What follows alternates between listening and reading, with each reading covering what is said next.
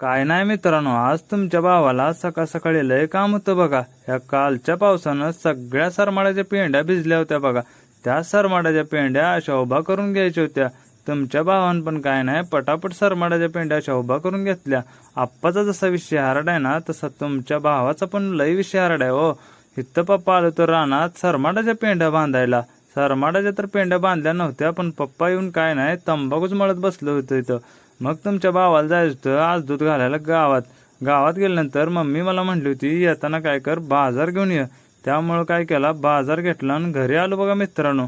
घरी आल्यानंतर जनावर लयच वरडायला लागली होती. बहुतेक मलाच हाक मारत होती. कधी मालक येतोय काय माहित वैरण घेऊन. म्हणून काय केलं, तुमच्या भावानं पटापट काय केली, जनावर वैरण टाकली. इथं मम्मी घरात दळून नीट करत बसली होती.